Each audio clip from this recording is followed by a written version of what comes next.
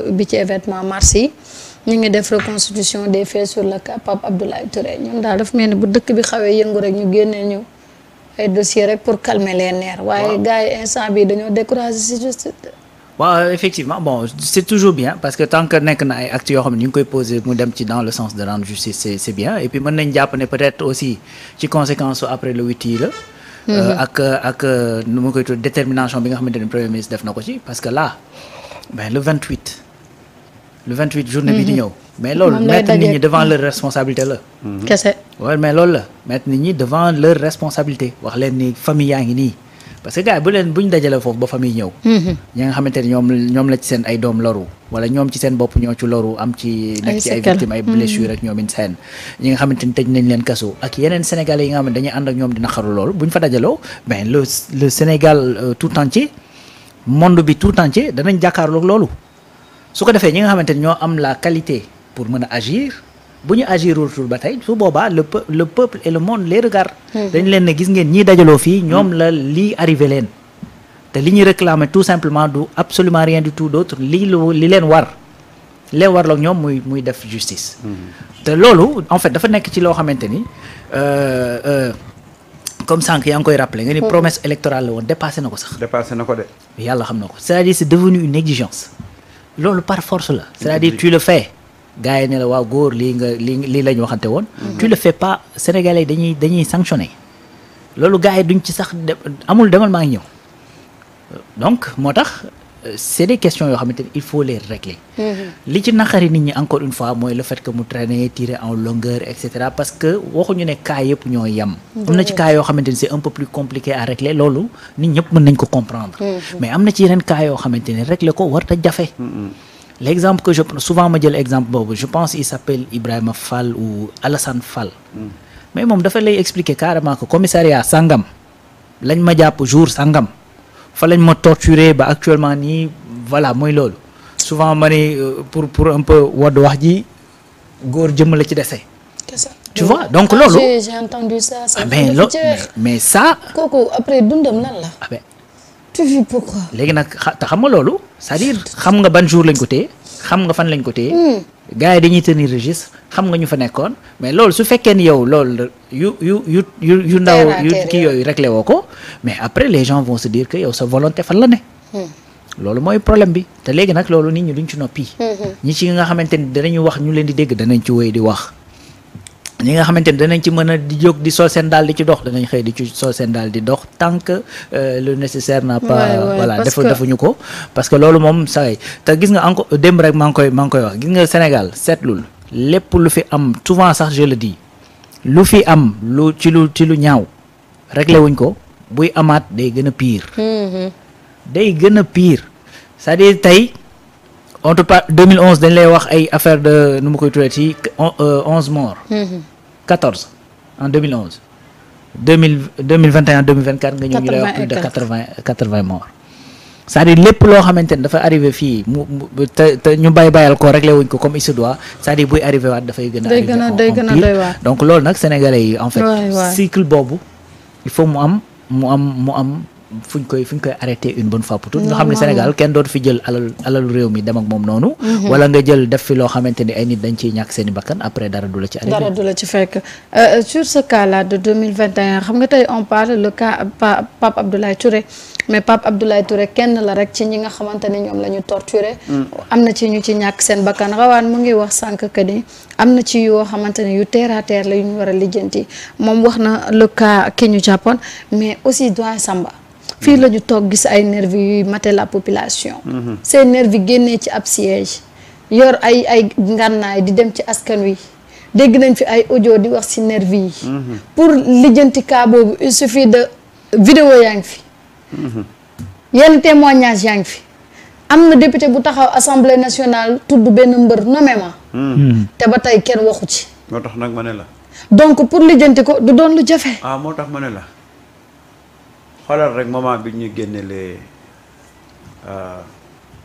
Jérôme Bandiaky ak Pape Abdoulaye Touré bu ko defee ñu nekkaat ci di ndeysaan am yaakaar ñu xëyaat dossier bi ñu teg ko mu nekk au point mort Et avant may ñëw ci le cas de Pape Abdoulaye Touré, je rappelle que l'association des ressortissants des îles Bliss de la Casamance dañuy organiser benn messe d'anniversaire suivie d'une marche pour commémorer la disparition le 18 novembre 2022 du sergent Fulbert Sambou et de l'adjudant-chef Didier Badji.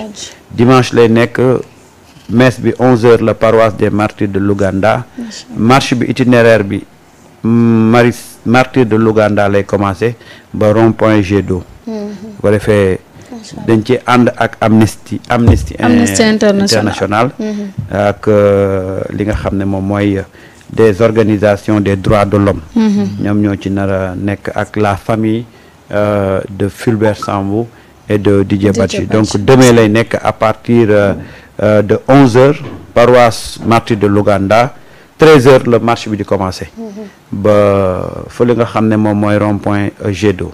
Bref, le cas de Pape Abdoulaye Touré dañu ne pour ñu ne convoqué nañ Pape Abdoulaye Touré. ñu ngi koy déglu après ñu ne woo nañ Pape Malick Ndour après affaire bi dégonflé kenn déggaatu ci dara ñu xëyaat andiwaatal ñu le problème de Pape Abdoulaye Touré léegi ñun dañuy toog rek croiser suñu bras marita ah di xool rek parce que gis nga choc bi muy def finalement da lay dem ba da lay user da ngay nekk si benn affaire ba yaakaar ne cette affaire là du ñu balaa ñu cee noppi day fekk ñu vider ko et par miracle tu te lèves un bon matin on parle plus de l'affaire. ba tey ñu indilaat ñu ko. on parle plus de l'affaire su ko defee bu la dalee ñaari ñetti yoon léegi bu ñu ko yëkkatee nga constaté ba pare nag toog di suivre et moi je pense que c'est ça qui est important c'est que tey ni ko Rawane waxee il y a des dossiers qu'on peut diligenter le plus rapidement possible parce que loolu dafa bokk ci li nga xam ne dafay dalal xelu population bi c'est ça.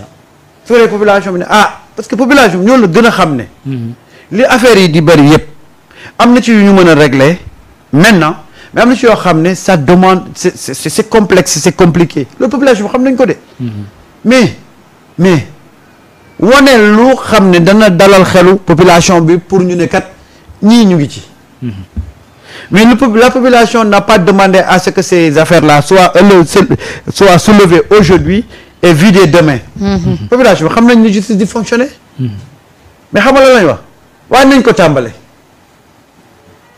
yuñ ci mën a régler dans l'immédiat ci délai bu ndaw ñu régler ko au moins ça aura dina soulager la population soulager ñi nga xam ne seeni problème mu ngi foofu ñu bëgg ñu régler ko mais suñu toogee gis ne y a rien mais mooy indi population bi di continuer à réclamer cette justice là pour les martyrs population bi xam nañ nous avons une population très raisonnable xam nañ li mën a nekk tey ak li nga mën a xam ne dafay évoluer dans le temps li mën a nekk nañ ko nekkal xam nga man le cas de Fulbert Sambou bi et Didier Badji donte maa ngi wax information bi mais je suis encore réticent parce que une affaire beaucoup plus sérieuse su yeggee ci niveau bi moi je m'attendais à ce que le procureur mu génn def une sortie loolu nag problème la ci kii bi quand même c'est la communication. C'est une affaire très sérieuse. waaw loolu moom. nous avons besoin d'une communication officielle. c'est ça quoi. yéen ñii ñëpp ci suba ba tey nit ñaa ngi koy partagé waaw fu mu jógee. juste on a donné l'information. kan moo xam fu mu jógee. ah. Ouais, mais xam nga généralement justice bi c'est ça le problème c'est que des fois même d'ailleurs looloo tax sa premier ministre tapé woon sur la table ne arrêté leen PV d'audition yeeg et cetera yi nga xamante ne mooy kii. certainement ay xam nga rek sa collègue yi journaliste yi. mais li nga wax loolu mooy dëgg. c'est dafa waroon am une communication officielle. te loolu c'est-à-dire ça fait partie des prérogatives même du procureur. war na mën a génn parce que cette affaire là. waaw. Cette affaire-là mérite une communication officielle. Oui, parce que l'ensemble des gros dossiers yi fi jaar. waaw depuis février xaw ma ba tey c'est-à-dire benn sortie moo ci am ci procureur. waaw loolu c'est vrai que. mais c'est ça en réalité quoi. xam nga Oui.